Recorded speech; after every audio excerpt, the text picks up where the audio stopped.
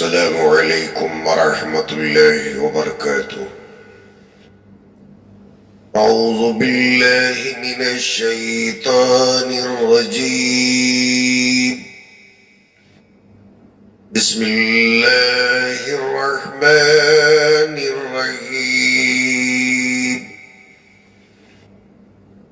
لا تحرک به لسانك لتعجل به إن علينا جمعه وقرآنه فإذا قرأناه فاتبع قرآنه ثم إن علينا بيانه كلا بل تحبون العاجلة وتذرون الآخرة وجوه يومئذ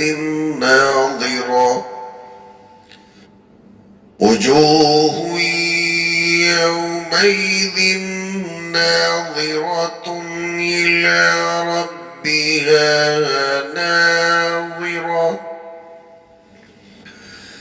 ووجوه يومئذ باسرة تظن أن يفعل بها فاقرة صدق الله العظيم۔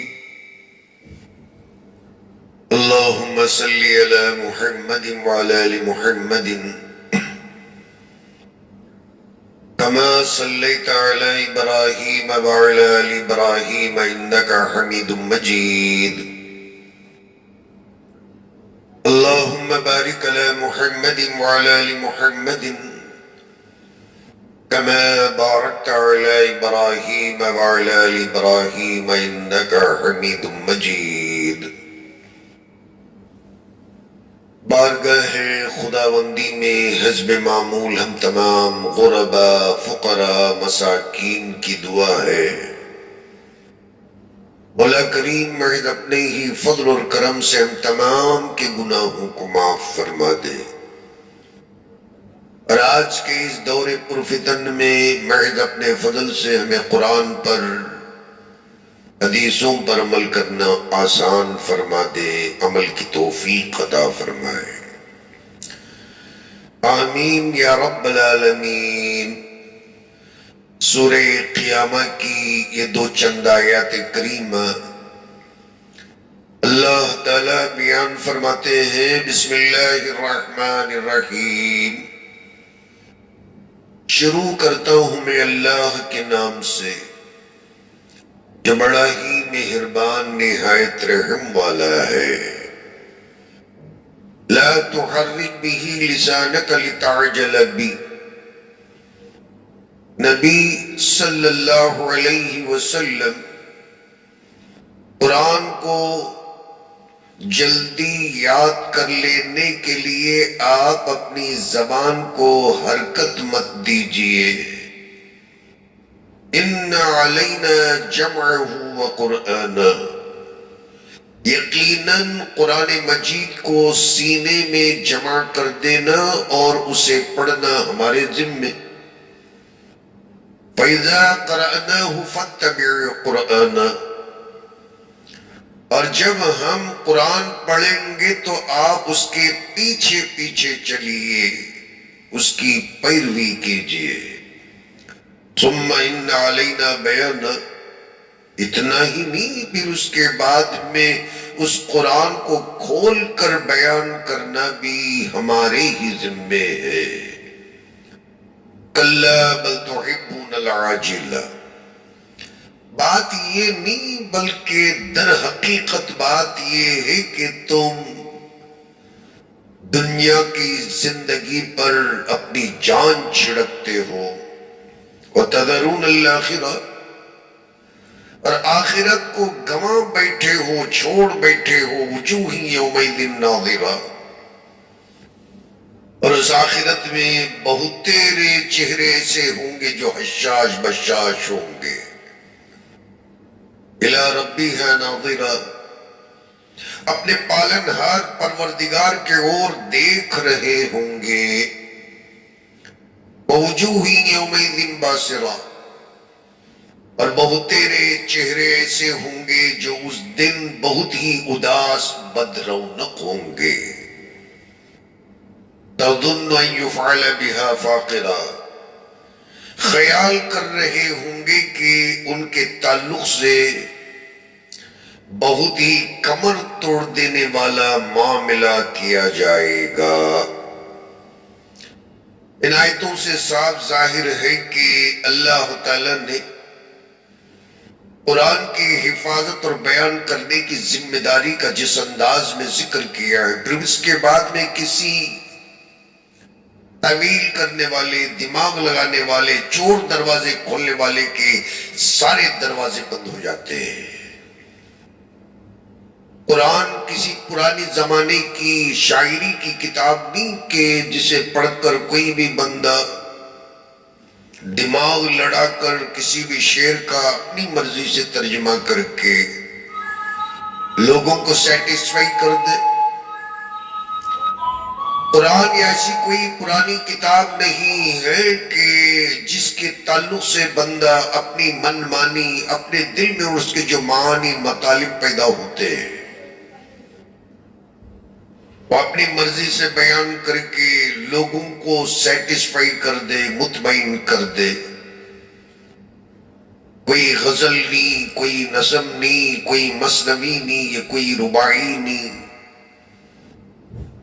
یہ تو اللہ کا کلام ہے، ہو بہو لوح محفوظ سے نازل ہوا ہے. نبی اکرم صلی اللہ علیہ وسلم کو اس بات کا اندیشہ لگا رہتا تھا، ڈر لگا رہتا تھا کہ کہیں بھول نہ جائیں. روایات میں آتا ہے، حدیثوں میں آتا ہے، جبریل علیہ السلام جیسے کوئی آیت کو پڑھ کر سناتے، امام الانبیاء صلی اللہ علیہ وسلم ساتھ ساتھ جلدی جلدی پڑھنے لگتے اور خود بیان فرماتے کہ مجھے اس بات کا ڈر لگا رہتا ہے آیتیں ختم ہونے کے بعد میں، جبریل کے واپس چلے جانے کے بعد میں کہیں پھر میں ان آیتوں کو بھلا نہ دوں، بھول نہ جاؤں. اس لیے ان کے ساتھ ہم زبان بن کر نبی اکرم صلی اللہ علیہ وسلم ان کے ساتھ مل کر پڑھنے لگتے، اپنی زبان کو حرکت دینے لگتے، ہونٹ ہلانے لگتے.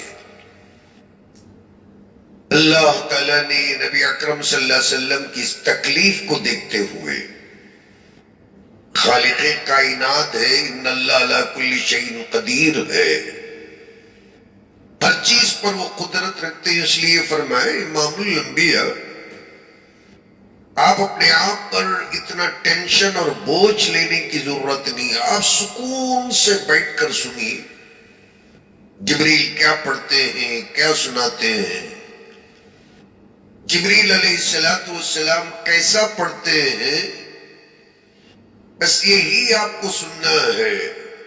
اور باقی آپ کے دل کے اندر قرآن مجید کو ریکارڈ کر دینا یہ ہماری ذمہ داری ہے. لا تحرک بہ لسانک لتعجل بہ، جلدی جلدی یاد کرنے کے لیے زبان کو حرکت دینے کی ضرورت نہیں. یہ کرامت ہے، یہ معجزہ ہے قرآن کا اور اللہ کے نبی صلی اللہ علیہ وسلم کی محبتوں کا. جبریل صرف پڑھ کر سناتے ہیں اور اللہ تعالیٰ اپنی قدرت سے نبی اکرم صلی اللہ علیہ وسلم کے سینے کے اندر اسے ریکارڈ فرما دیتے ہیں. خود اللہ بیان فرماتے ہیں، سماعت کریں، ان علینا جمعہ وقرآنہ. علینا کا مطلب آپ جانتے ہیں کہ ذمہ داری کو بتاتا ہے.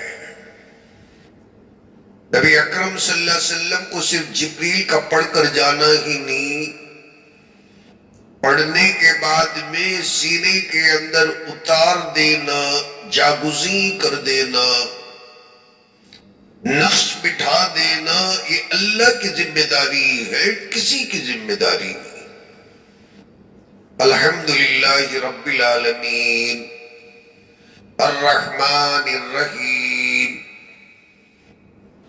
ابھی اس کا ایک زبر زیر نہیں ہو سکتا اور زیر زبر ہو نہیں سکتا، ترتیب بدل نہیں سکتی، چاہے 10 آیتیں نازل ہوں یا 20 آیتیں نازل ہوں، مکمل طریقے سے بن وعن ترتیب کے ساتھ اللہ تعالیٰ نبی اکرم صلی اللہ علیہ وسلم پر جمع فرما دیتے، یاد کروا دیتے اور سینے کے اندر جاگزیں فرما دیتے۔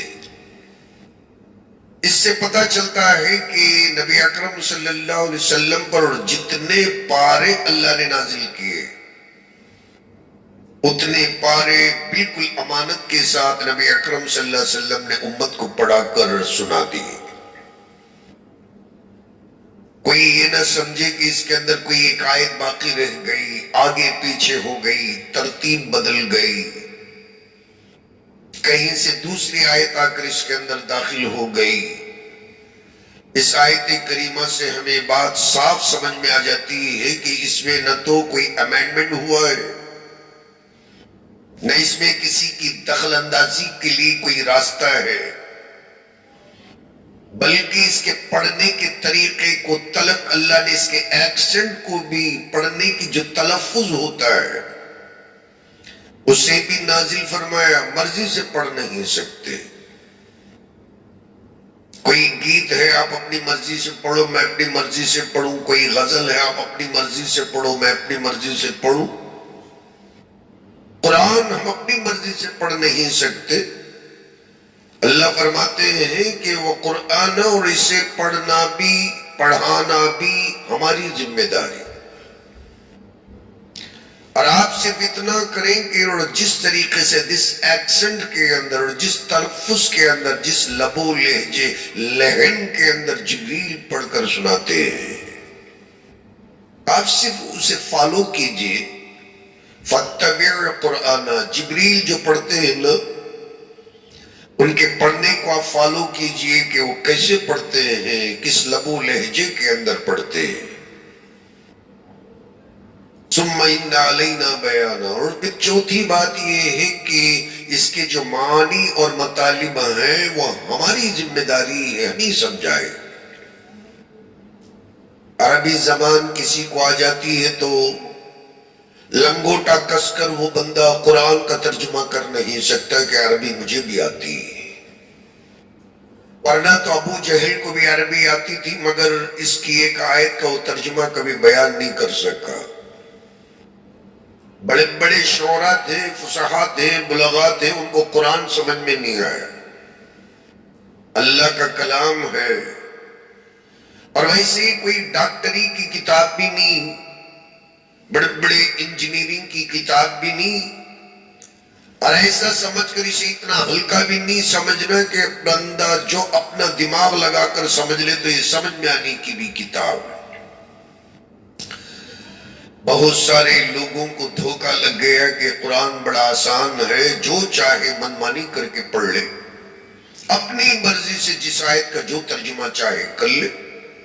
اللہ فرماتے ہیں کہ تمہارا ترجمہ چلنے والا نہیں، اللہ نے جو ترجمہ کرایا، نبی اکرم صلی اللہ علیہ وسلم نے جو ترجمہ سیکھ کر سمجھایا، وہی ترجمہ قابل قبول ہوگا، اس لیے کہ اسے سمجھنے کی ذمہ داری اللہ نے لوگوں پر نہیں رکھی، سمجھانے کی ذمہ داری اللہ نے اپنے آپ پہ رکھی ہے، پھر اللہ جو سمجھایا بندے کو وہی سمجھنا ہے۔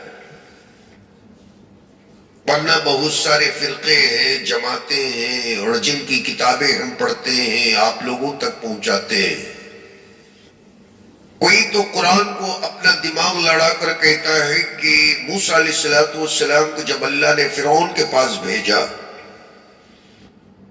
کوئی انٹرپریٹیشن کرتا ہے کہ فرعون اصل میں کسی پرسنالٹی کا نام نہیں ہے، کسی بادشاہ کا نام نہیں،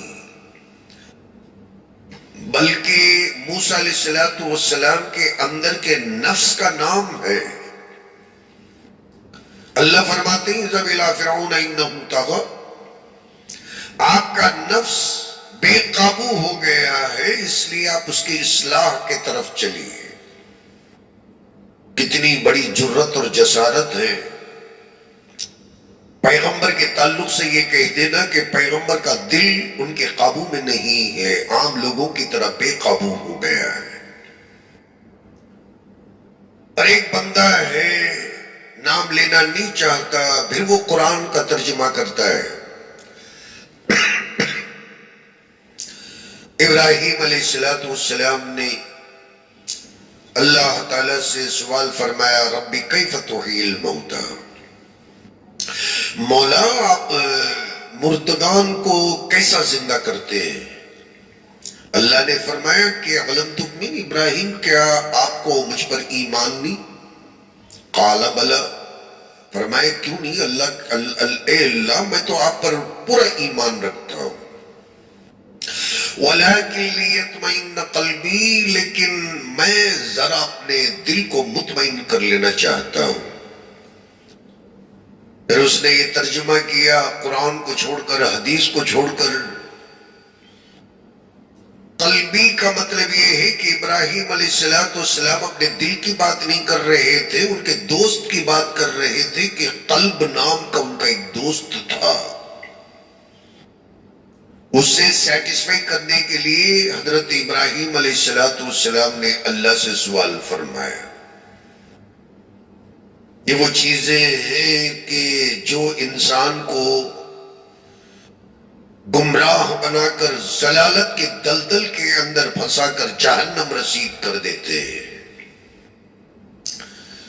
سورہ رحمان کے اندر ایک آیت آتی ہے مرج البحرین یلتقیان، کھارے پانی کا دریا ہے، میٹھے پانی کا دریا۔ اللہ تعالیٰ اس کا ذکر فرما کر اپنی قدرت کاملہ کا اور اپنی جلالت کا ذکر کرتے ہیں۔ یہ دو دریا آپس میں مل کر چلتے ہیں، مگر پھر بھی یہ دریا اس میں، وہ دریا یہ دریا کے اندر کبھی نہیں ملتا۔ دونوں مل کر چلتے ہیں، دور تک چلتے ہیں، مگر یہ کھارا رہتا ہے، میٹھا رہتا ہے۔ یہ تو قرآن اور حدیث کی روشنی میں سارے مفسرین نے بیان کیا، مگر ایک بندہ وہ بھی، ایک شخص وہ بھی ہے جو اس سے ہٹ کر اپنا دماغ لڑا کر، قرآن آسان ہے اپنی مرضی سے سمجھو، صرف لغت آ جائے کافی، کہنے لگا کہ یہ دونوں جن کا اللہ تعالیٰ یہ ذکر کرتا ہے، یہ حضرت علی، حضرت فاطمہ، ان دونوں بزرگ میاں اور بیوی کا اللہ نے سورہ رحمان کے اندر ذکر فرمایا۔ یخرج منہم اللؤلؤ والمرجان، اور اس کے اندر سے موتی، مونگا، مرجان نکلتے ہیں۔ کہنے لگے کہ میری ان دونوں سے لؤلؤ والمرجان کا مطلب امام حسن اور امام حسین ہے۔ یہ اپنی منمانی تفسیر ہے، یہ تفسیر بالرائے حرام ہے۔ عربی زبان آنے کے باوجود بھی اللہ کے کلام کو اللہ کے بتائے ہوئے معنی اور مطلب سے ہٹ کر اپنی مرضی کے مطابق ترجمہ کرنا، اس کا معنی بیان کرنا، تفسیر کرنا، یہ حرام ہے۔ اور اس لیے ہے کہ اس میں اللہ تعالیٰ کی جو مراد ہے وہ ختم ہو جاتی ہے، وہ ڈیڈ ہو جاتی ہے۔ اللہ کا مقصد پھر بندوں تک نہیں پہنچتا، اس لیے اللہ فرماتے ہیں ثم ان علینا بیانا، پڑھانا ہمارا کام ہے، حفظ کرانا ہمارا کام ہے، اور تیسرے نمبر پر پھر اسے کھول کر بیان کرنا بھی ہمارا ذمہ ہے۔ اب اس میں کوئی بھی چور دروازے کھول کر اندر داخل ہو نہیں سکتا کہ اس آیت کا ترجمہ یہ ہے، میں بیان کرتا ہوں۔ اب وہ پاگل ہیں جو اس آدمی کی پیروی کرتے ہیں اور اسے بزرگ سمجھتے ہیں، قرآن کا مفسر سمجھتے ہیں۔ حدیث کی روشنی میں صحابہ کے زانوی تلمس طے کر کے تابعین، تبع تابعین، ان سارے بزرگان اعظام اور اسلاف کی پیروی کیے بغیر جو بندہ اور صرف اپنا دماغ لڑا کر عربی زبان کو پڑھ کر سمجھ کر لغت کو سامنے رکھ کر ڈکشنری کو کھول کر دیکھ کر جو قرآن کو بیان کرتا ہے سب سے بڑا گمراہ ہے اور گمراہ کرنے والا ہے۔ یہ ڈکشنری کی کتاب نہیں ہے کہ کوئی انگریزی کتاب نہیں، کوئی شاعری کی کتاب نہیں کہ ڈکشنری میں دیکھ کر سمجھ لے۔ اور دوسری بات اللہ نے یہ جو بیان فرمائی کہ قیامت میں اللہ تعالیٰ کو جنتی دیکھیں گے اور اس میں کوئی شک نہیں، اس میں اجماع ہے۔ اسے بھی لوگ ماننے سے انکار کرتے ہیں کہ جنت میں بھی اللہ جنتیوں کو نظر نہیں آئے گا۔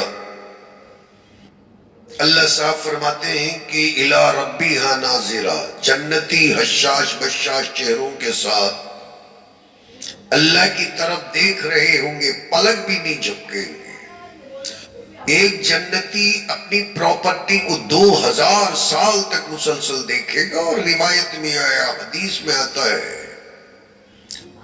اعلیٰ درجے کا جو جنتی ہوگا، ٹاپ جنتی، وہ پروردگار وحدہ لا شریک کو دن کے اندر 2 مرتبہ دیدار کرے گا۔ اللہ تعالی ہمیں ان میں شامل فرمائے، ہمارے گناہوں کو معاف فرما دے۔ قرآن کو اللہ تعالیٰ نے جیسے سمجھایا، فتنوں میں پڑے بغیر ویسے ہی سمجھنے کی سب کو توفیق عطا فرمائے۔ آمین۔ وآخر الدعوانا ان الحمدللہ رب العالمین۔